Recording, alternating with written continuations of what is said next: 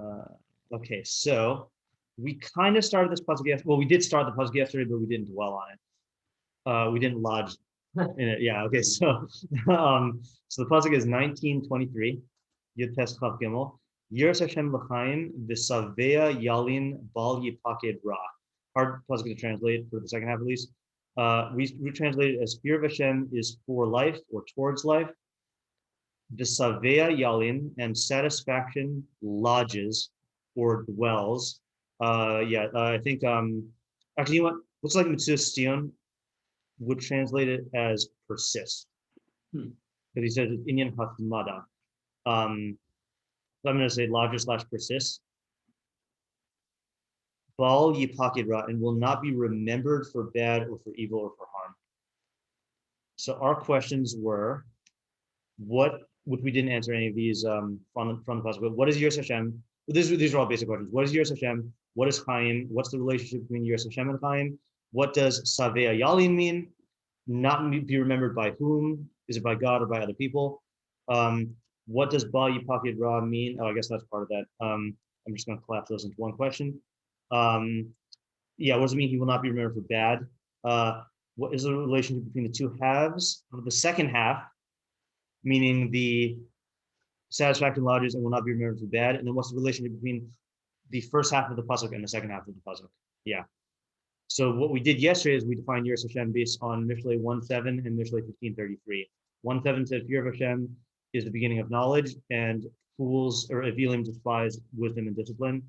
And And the Mishlei 15:33 says fear of Hashem is the discipline of wisdom, and before honor is humility. Mm-hmm. So without reviewing those ideas in their entirety, what was the idea of Yiras Hashem that we walked away with? Basically recognizing that there's external that like operates based on principles that you can control. Yeah. And so, and that you have to and it's a combination of understanding the principles and applying it to your life. Right. That is a real recognition of that fact. Yeah. And then that also gives you social honor. Yeah. Because people forget exactly what I guess people just see that and think you're mature. And also you also get success from operating in that way. Okay, that's a good summary. So just to flesh it out in terms of the terms, which you said, but just to connect to the terms here, is that Chachma is recognition of the lawful principles that govern reality and systems, objective, outside your control. But that's just an intellectual recognition. Musar is the application of principles to govern your action. So Musar Chachma means when you govern your actions based on the recognition of external principles, and that's defined as Yiras Hashem, because Hashem is the source of reality, of all these systems, and you can only know him through his actions. So Yira is when you have that intellectual recognition that results in that emotional disposition of subordinating yourself to external reality. And that's the beginning of all knowledge, because not in the sense that you can't know anything without it, but in the sense that if knowledge is really real knowledge of reality that impacts you, so then it has to be rooted in that recognition that there is a reality that can affect you, that is outside your control.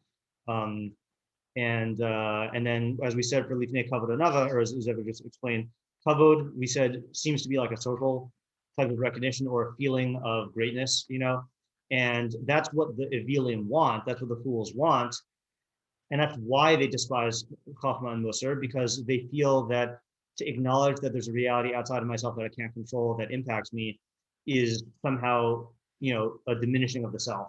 And in a way it is, but if you try to resist that or act against it, it's just going to end up bad for you, So by recognizing your actual place in reality, which is the anava, that will give you the true kavod, because you'll be successful, and you're going to be having Yiras Hashem, which is really like the core value of people.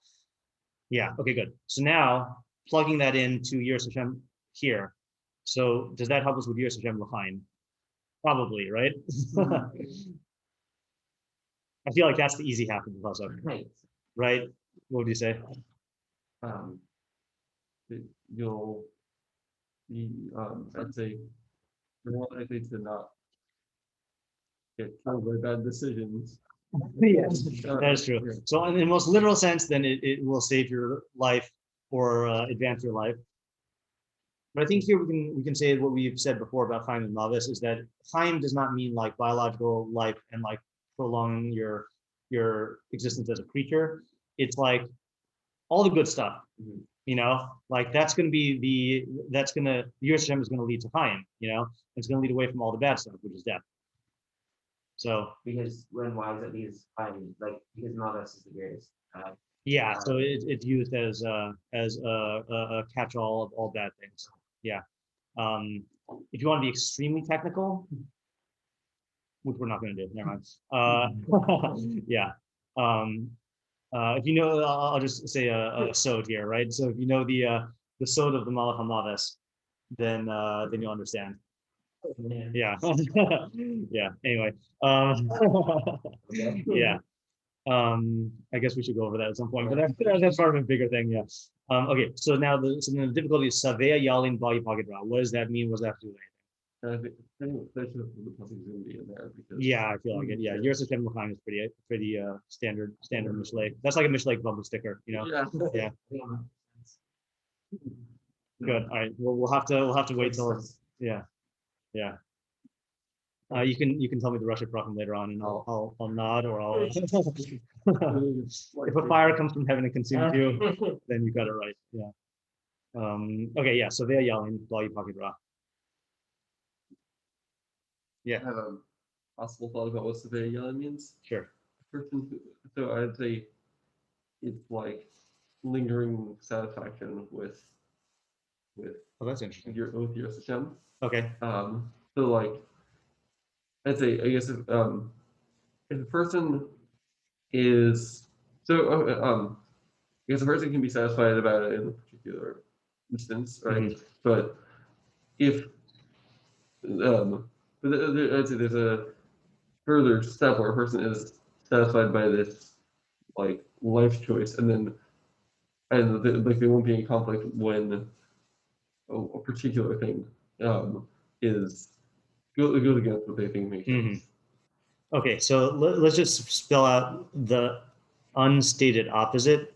So what is the difference between the so you're saying satisfaction in Yiras Hashem or in the lifestyle of Yiras Hashem, right? And that is a persistent satisfaction.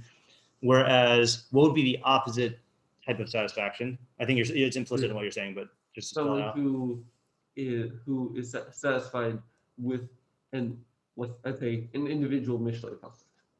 Oh, okay, that's different than what I was thinking. Yeah. What do you mean by that? I don't know what you mean by that. Meaning they see that if you complain, it makes things worse for yourself. Uh-huh. And they satisfied by like that principle, but they're not. Actually, I'm not sure if it would be a particular principle or a particular instance of a principle. Yeah. But I hear it. Before I respond to that, I just want to pause the recording for 1 second. Okay, so what I thought you were going to say was not contrasting it with being. So you're saying satisfaction with Yiras Hashem as a lifestyle versus satisfaction with a particular Mishlei idea.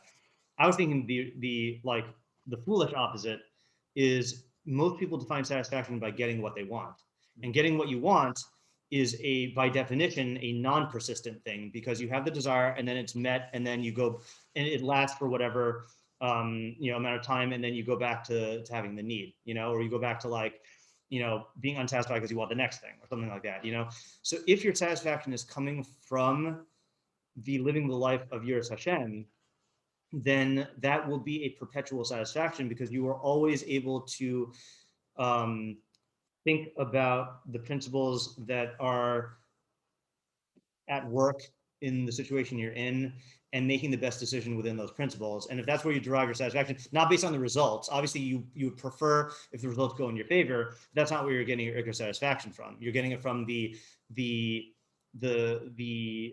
knowledge that you are living in the best mode in terms of the Chachma Musar, and that mode is a beneficial thing that leads to life. Right, and then it's constant and Yeah, it's everlasting. Now, like, not there's these ups and downs. It's the same thing. Like the keto of the soul. You know? Yeah, you're on an even keel, not going up and down. Yeah, Right. yeah, yeah, Yeah. yeah. That actually is a good title. Yeah. Yiras Hashem, keto of the soul. Yeah, Yeah. So I think the difference between what you're saying and what I'm saying yeah, is, well, actually, I'm not sure if there necessarily is a difference so much. I think what I'm saying is that the Vea yelling is the yelling is limiting. It's not just anyone who's Sovea from Yiras Hashem. Mhm. I'm saying it's people who have like lingering satisfaction from Yiras Hashem. I think it would be okay, that's not- slightly different, yeah, right? Right, not- lingering satisfaction that comes from Yiras Hashem as opposed to being satisfied by Yiras Hashem. yeah. Yeah. All right. So So what would that be like? The lingering satisfaction. according to Isaac. yeah. Yeah. I'd say you're satisfied with like, let's say like living like living in line with the principles that Hashem set up, as opposed to being satisfied with not being in pain from complaining and like Meaning the results that you get from following, Yeah. being okay. Not okay. You're not getting satisfaction from you are getting satisfied. Yeah, but it's not talking about the satisfaction of like Yeah. oh you get good results because you follow. Yeah, and I'm saying that those satisfactions are not lingering satisfaction because those are in the particular instances. Okay. Like you're in a situation of where you complain, No, go ahead. and you're satisfied because you didn't complain and you know that's good for you or something like that. And but like that's tied to a particular instance. Let's say like you would like universalize from that that instance to like other things. Is that what you're talking about, or is it something? I'm talking about the satisfaction from being principled. So now that's sounding more closer to what I'm saying. but- Yeah, I don't think there's so much of it. Yeah, I'm just saying it's. Yeah. Let's. I think the real test is going to be the second half of the second half. And then that'll help us clarify. I said the oak because I realized that, from yesterday the Targum is the one who says, "Dachalte dalaka lachai uman tetzaveh mine nevus." We gotta look at nevus because we didn't see that before. But that's the one who says like from it. Must be What it? It must be yelling. Yeah. I just don't know what the lashon is. Nevus. It doesn't even look like a verb. How do we translate yelling again? So literally means to lodge or spend overnight, but then we're translating as it will lend. Right. It's like a Star Wars comment. Yes. Yeah.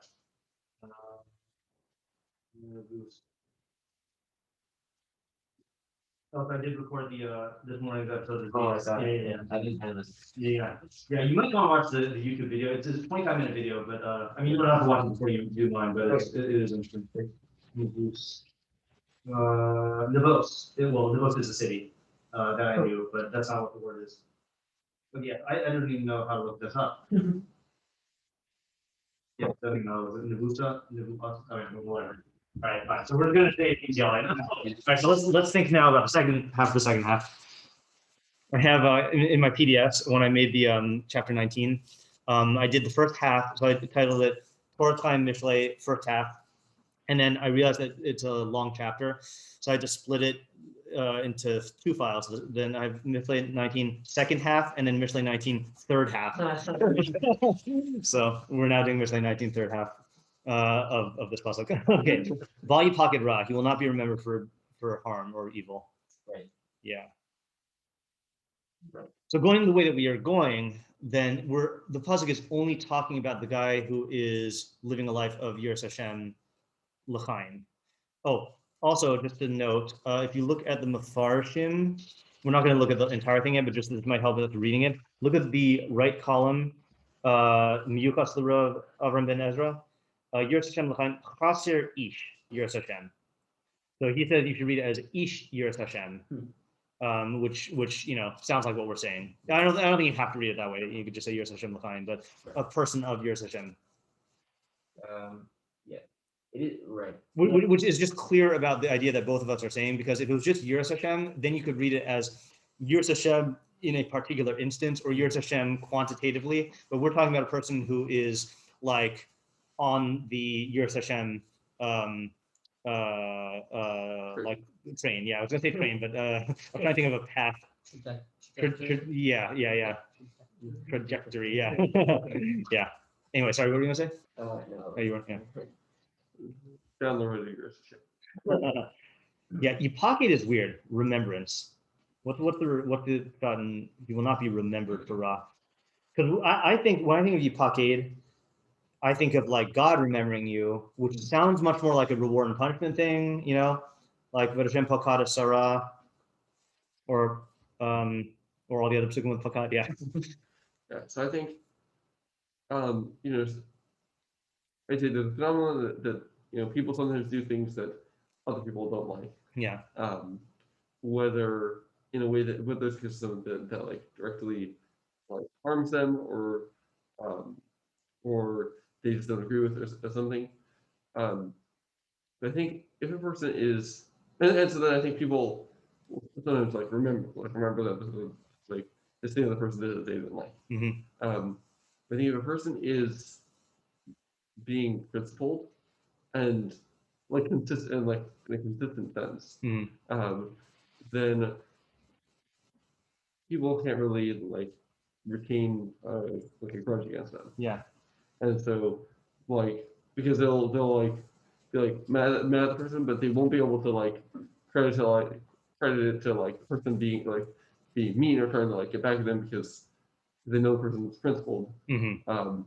And therefore it'll just like melt away and they might be mad at the moment, Mm-hmm. but it won't be. It won't stick. Yeah. Yeah. So I hear what you're saying, and I think I'm bothered by the same thing I was bothered by yesterday, and I don't know if I could defend my botheredness. Is I feel like I don't think of Pakad as being remembered by people. I just want to look it up on the Ala Torah and just see. Not that I'm gonna look through every single case, but like disclosure, I don't want this to be the explanation. Okay. That's a good start. Because it's the explanation that Josh and I gave for our mission oppose. But it's yeah, there are way too many examples for me to like be able to go through and figure out whether it means people or not. But yeah, I just as opposed to like specifically Hashem. Yeah. But usually aren't those usually like Yeah, it usually is, but I just don't. I feel like I don't know. It doesn't sit well with me in the sense of like when was the last time you saw a pasuk that said like, oh, like Abraham remembered somebody and it said he was pakad, like, you know, I mean, the term that's used in with humans is to a point. What? Oh, it's to a point. Like v'yafkid hamelach pekidim. You know, I'll go midinos malchus or whatever the pasuk is in Esther. Like. Right. That's also yeah. Yeah, I think it's like more on the appointing side of the spectrum as opposed to the recalling. Yeah. This be he will not be appointed for that. It could be maybe. You believe popular Laura. Did anyone else say what? Yeah, Mitzvah said the karan b'hashgacha, remembrance and paying attention to. Yeah, I don't know. I'm not. That's not enough for me to unseat your idea, but I feel like I also feel like it's weird for the puzzle to be talking about other people. Well, we did see the other year's Hashem puzzle. It was talking about Yeah, you're right. Yeah, right. But still, yeah, I mean, here it seems like it fits less. Yeah. Yeah, and I also yesterday, if you could tell, was hesitant about saying that the kavod is from other people because I was saying that's why I went to the Alis Halachacham B'Chachmaso pasuk. And then this morning I was reading Seneca, and he uses the word honorable, and he says that the purpose of life is to be honorable. But then when he defines honor over the course of the next couple of pages, and it's clear when he says honor, when we think of honor in this society, we think of like how people look at you. But like if you look at honor-based societies, let's say like Japan or like, you know, stuff like that, honor is like an intrinsic thing of like, are you living a worthy life? Like that's how they use the word honor. And that's kind of how I was like taking the kavod in yesterday's pasuk, that that like Seneca says, like honor, what does it mean to be honorable? It means to live in line with virtue and to not live in line with vice. That has nothing to do with the way people view you, you know? So Right. I think that's how I was thinking about it. Yeah. Yeah. Not that it can't mean the other way, but I just, it's more incongruous. Like why would it be talking about other people viewing you? We worked it out with the revealing thing, but yeah. Like talking about. So should we, since we gotta end early today, should we start looking at some Mefarshim here? Sure. Okay, let's see. Let me just share the this Mishlei 19 third half. Okay, so where do we want to start? Let's look at Mrs. David. See what he says. L'chaim, bottom right. He siba l'chaim. It is a cause for life. V'yasmid b'sivia, and he will be perpetually satiated. V'lo yizacher el hara, and he will not be remembered to the bad. Rotlomar lo tavo olavra. Bad stuff won't happen to him. Okay. Yeah. So this is something actually that this is like the trigger. The most direct idea here is yeah. What do you think it means? Bad stuff won't happen to him, because bad stuff does happen to him. He won't treat it as bad. Yeah. Why not? Well, I guess. So first of all, they'll use it as musser. Yeah, that's true. Be able to like, they'll take it as like a way to change his action. Yeah. So that's not bad. It is an opportunity for more good. Yeah. Yeah. And also, oh yeah, I mean, also he recognizes that he is operating on the same principles that he is living with. Yeah. So like, even if something happens to not go his way, he isn't. I mean, obviously he cares about things going his way, but his main concern is the. Yeah. Yeah. Right. Like he won't say this is bad. Yeah. So maybe I'm just hopped up on Seneca right now and preparing for my takedown of Obi-Wan tomorrow. But the Stoics have this idea that the only good and bad is virtue and vice, which is the decisions you make. And stuff that happens to you externally is neither good nor bad, but they have a category, they call it the indifference. As a noun. Sorry, both of them are nouns. Indifferents, indifference. Okay, and they have two categories of indifference. They have like preferred and dispreferred indifferences, or the ones that are neutral. That seems like a contradiction. It does seem like a contradiction. So the example though is like this: is an example given by one of the Stoic commentators I'm using. He said,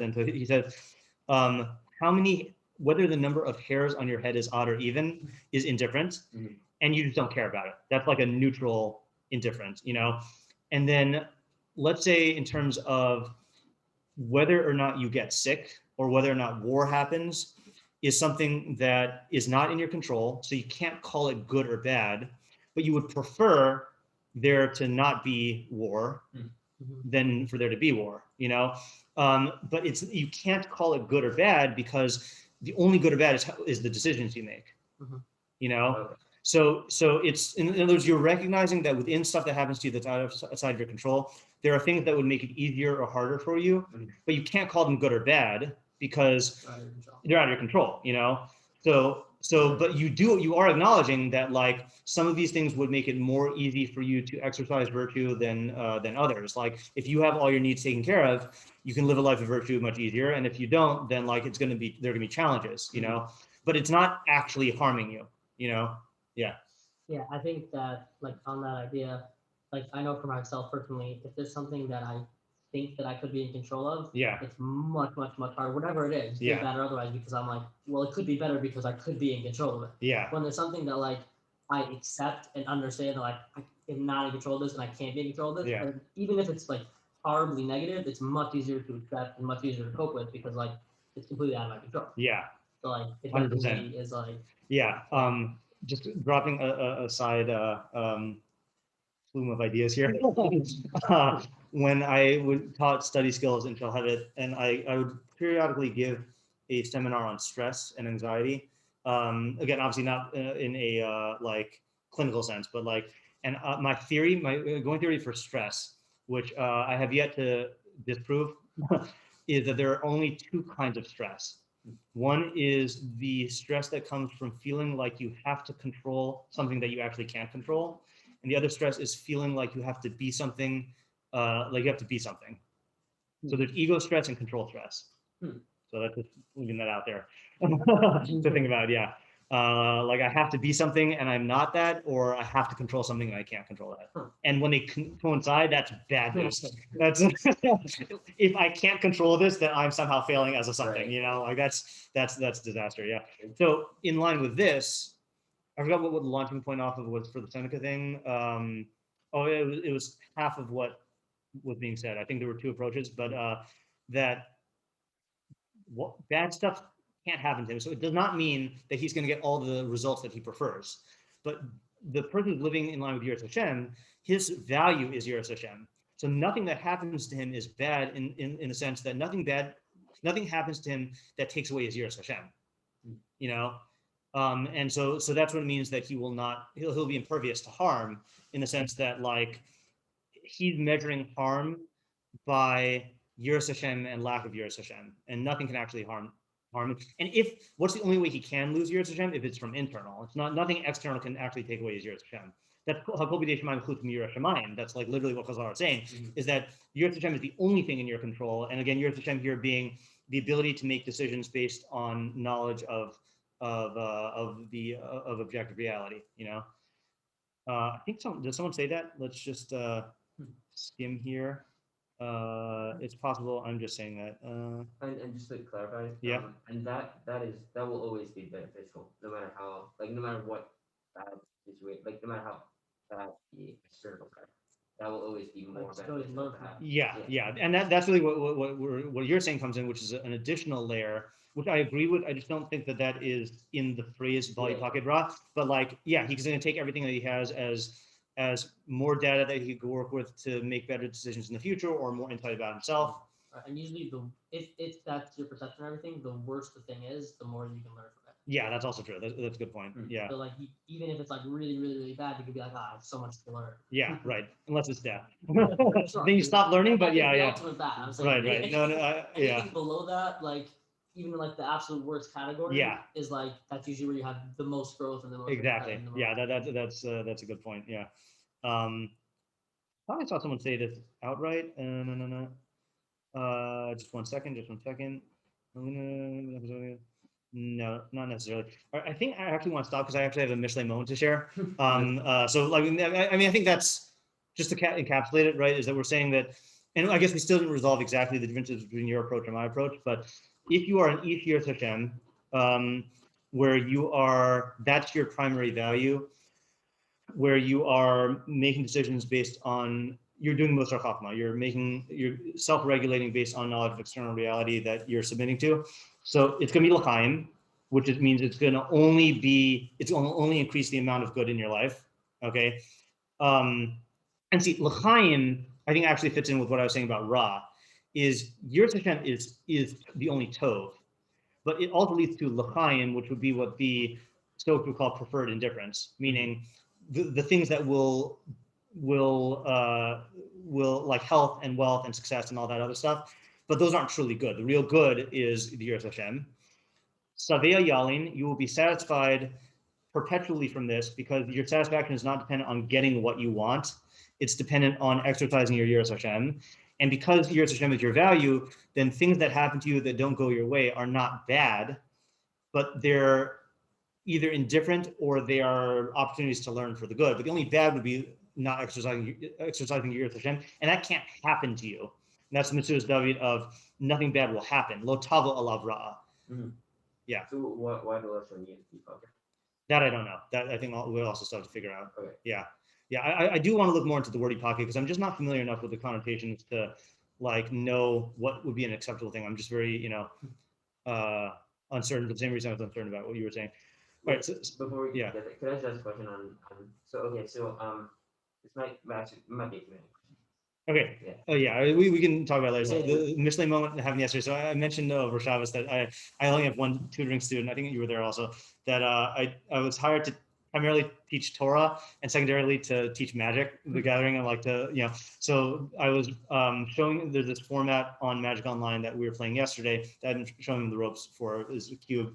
And so I get paired up with a friend of mine, Marshall Sutcliffe, okay, who's like the top commentator, like sports commentator, esports commentator, So, so we play, and I asked Marshall, "Are you on stream?" And he says, "Yes." This morning, I checked out the video of the stream afterwards, and it was like 3,000 people, right? Mm-hmm. So the thing is I realized that in my earlier days, I think if I knew that there were 3,000 people watching, then I think it would affect my decision making. But if you talk to the real pro Magic players, and I think this is probably true in sports as well, is they'll say that like they make decisions in the finals of a high stakes tournament in the same way that they make decisions if they're just playing one-on-one with a friend. Why should this affect your decision making? And so I think the more I've internalized the game, the more I've been able to make decisions without like taking into account, because what does it matter that people are watching? That's not in my control, and it shouldn't affect my playing. So where does this connect? So this connects to the puzzle we did last time. Was the last one the Le Mans Tefcon Africa, or was that the one before? Oh no, it was the one we did two them ago. Is what was the puzzle? So listen to advice and accept Musar so that you become wise in your end. So one of the things we said there, I think at some point, is that by listening to advice and Musar, you're training yourself to make decisions based on principles instead of based on like reactions. And what you're doing is by starting off by listening to other people's advice and Musar, you're cultivating the sense that you will, someone in Mishlei who's advancing in Mishlei will eventually be coming up with their own Eta and Musar and following that, So being able to make decisions based on your own internal principles is critical to the success of becoming a Chacham in your end. So in other words, the person who has not learned Mishlei is just reactionary in their decisions. Then the next phase is you submit yourself to the Eitzah and Musar of Chachamim, of Shlomo Melech, or of like actual Chachamim, and that helps you to ignore your internal reactions and external phenomena. And then the highest level is you're generating your own Eitzah and Musar, and you're not dependent at all on other people for that. So I thought that was a good example, because someone who's not, who's affected by externals will change their decisions based on the fact that they're being watched, and that just doesn't make any sense, because the principles of the game don't change if you're being spectated by 3,000 people. So yeah. All right, got to go now. Yeah. I'm going to send you the video.